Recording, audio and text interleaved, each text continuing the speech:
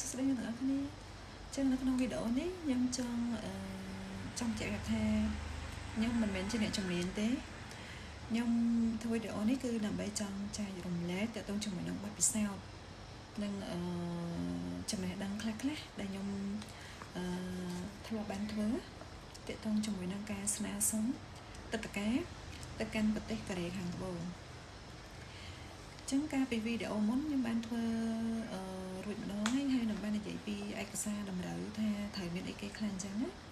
ព្រោះកាលពីខែ1ឆ្នាំ2025ដើមឆ្នាំនេះខ្ញុំបានស្នើសុំវីសាទៅកូរ៉េខាងត្បូងហើយខ្ញុំបានទៅប្រទេសកូរ៉េខាងត្បូងហ្នឹងនៅចុងខែ3ដើមខែ4ហើយលើកនេះខែ10ចុងខែ10នេះខ្ញុំបានដាក់ឯកសារទៅស្ថានទូតកូរ៉េខាងត្បូងម្ដងទៀតគឺសម្រាប់តការទៅដើរលេងនៅខែ1ឆ្នាំ2026គាត់ថាលើកនេះខ្ញុំបានធ្វើរៀបចំឯកសារជាលើកទី1មានន័យជាលើកដំបូងដាក់ស្នើសុំវីសាទៅស្ថានទូតជប៉ុននេះគឺខ្ញុំចង់ថាហួសទៅដល់ជប៉ុនតែប្រទេសជប៉ុននៅជិតកូរ៉េដែរហើយខ្ញុំទៅកូរ៉េប្រហែលដងហើយខ្ញុំចឹងថារំលងប្រទេសជប៉ុនរហូតអញ្ចឹងលើកនេះគឺខ្ញុំចង់ថាទៅលេងកូរ៉េហើយហួសទៅលេងជប៉ុនបន្តិចព្រោះដោយសារតែប្រទេសកូរ៉េប្រទេសជប៉ុនគឺជិតគ្នាជាយន្តហោះប្រហែលជា1ម៉ោងជាង2ម៉ោងទេប្រហែលថ្ងៃមុននេះខ្ញុំបានយកឯកសារទៅដាក់នៅស្ថានទូតកូរ៉េរួចហើយកំពុងតែរងចាំការផលិតឯកសារនៅស្ថានទូតកូរ៉េសិនតម្រាំតែគេផលិតរួចសពគ្រប់នឹងបានប៉ាសពតមកខ្ញុំនឹងយកទៅដាក់នៅស្ថានទូតជប៉ុនមួយតង់ទៀតអញ្ចឹងវីដេអូនេះខ្ញុំធ្វើឡើងគឺដើម្បីចង់ចែករំលែកបទពិសោធន៍ដែលខ្ញុំមានសម្រាប់បងប្អូនដែលគាត់ចង់ទៅលេងប្រទេសកូរ៉េខាងត្បូងក៏ដោយប្រទេសជប៉ុនក៏ដោយដែលក្នុងករណីអ្នកដែលគាត់ចង់ធ្វើវីសាដែលខ្លួនឯងទៅលេងប្រទេសជប៉ុននិងកូរ៉េដែលខ្លួនឯងដែលមិនចង់ពឹងពាក់ភ្នាក់ងារ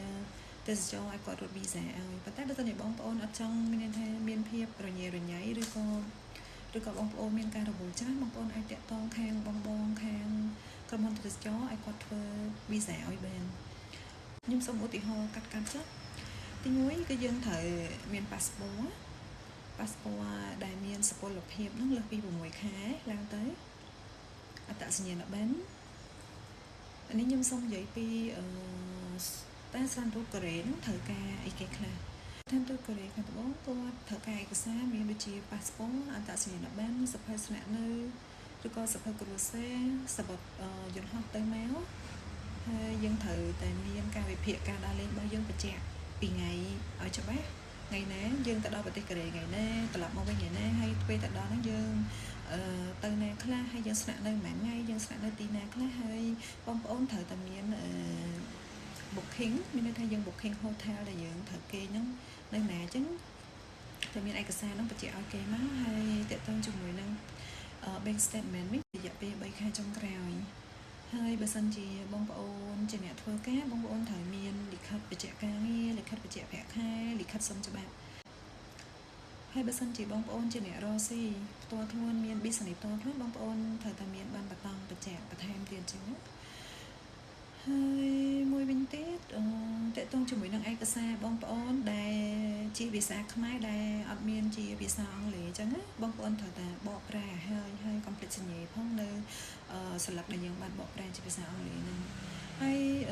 ការរៀបចំឯកសារដាក់ទៅស្ថានទូតជប៉ុនរបស់ខ្ញុំនេះក៏ខ្ញុំរៀបចំដូចទៅនឹងខ្ញុំដាក់ឯកសារទៅស្ថានទូតកូរ៉េដែរព្រោះខ្ញុំគិតថាការស្នើសុំវីសាឯកសារដូចជាមិនតម្រូវអីខុសគ្នាទេប្រកាសជាគេត្រូវការព័ត៌មានច្បាស់លាស់របស់យើងដូចគ្នាខ្ញុំក៏បានរៀបចំដូចទៅនឹងឯកសារដែលខ្ញុំដាក់ទៅស្ថានទូតកូរ៉េអញ្ចឹងតែចំណុចខុសគ្នារវាងស្ថានទូតកូរ៉េនិងជប៉ុនដែលខ្ញុំបានដាក់នេះគឺស្ថានទូតជប៉ុនក៏ដែរគេអត់សូវសួរព័ត៌មានយើងច្រើនលម្អិតដូចនៅស្ថានទូតកូរ៉េទេព្រោះឥឡូវនេះខ្ញុំកំពុងតែរងចាំខាងស្ថានទូតកូរ៉េគាត់ត្រួតពិនិត្យឯកសាររបស់ខ្ញុំអញ្ចឹងនៅពេលដែលខាងស្ថានទូតគាត់ត្រួតពិនិត្យរួចរាល់ហើយខ្ញុំនឹងអាចទៅយកប៉ាសពតខ្ញុំមកបានព្រោះដោយសារតែប្រទេសកូរ៉េយើងអត់តម្រូវតម្កល់ប៉ាសពតដូចមុនដើម្បីបិទតាមវីសាទេគឺគេនឹងចេញលទ្ធផលវីសាយើងមកតាម website អញ្ចឹងនៅពេលដែលខ្ញុំបាន passport ពីស្ថានទូតកូរ៉េខ្ញុំនឹងបន្តទៅខាងស្ថានទូតជប៉ុនមួយទៀតដើម្បីឲ្យបានលទ្ធផលឆាប់ៗដូចគ្នាអញ្ចឹងវីដេអូនេះមានតែប៉ុណ្ណឹងអញ្ចឹងចាំជួបនៅវីដេអូក្រោយទៀតទាក់ទង